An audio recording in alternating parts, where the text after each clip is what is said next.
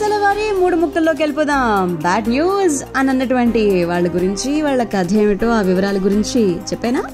ముందుగా మొదటి మాట కథ. వంటల పోటీల్లో ఆస్కార్లా భావించేటువంటి మెరాకీ స్టార్ పురస్కారాన్ని సాధించడమే సలోని కళ.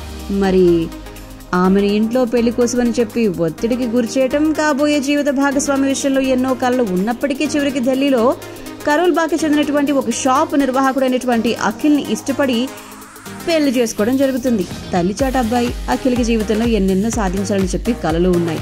ఇంకేముంది, తర్వాత సలోనికి అతనికి హనీమూన్లోనే మనస్పర్ధలు వచ్చేస్తాయి. దాంతో వ్యవహారం ఏమో విడాకుల వరకు వెళ్ళిపోతుంది.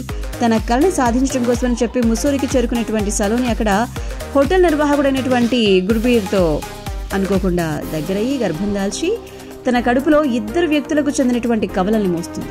దాంతో ఇదో ప్రాబ్లం. మరి ఆ తర్వాత ఈ ప్రాబ్లం వల్ల ఏమైంది? 2 తండ్రులు కూడా ఈ సంఘటనని ఒప్పుకున్నారా లేదా?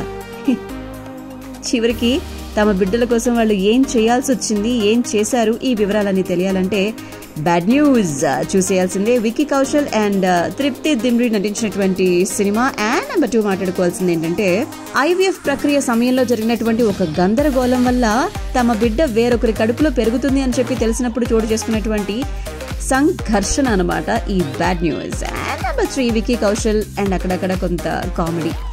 సో జస్ట్ కామెడీ న్యూస్ కోసం అయితే కనుక బ్యాడ్ న్యూస్ చూసేయచ్చు అని చెప్పుకోవచ్చు.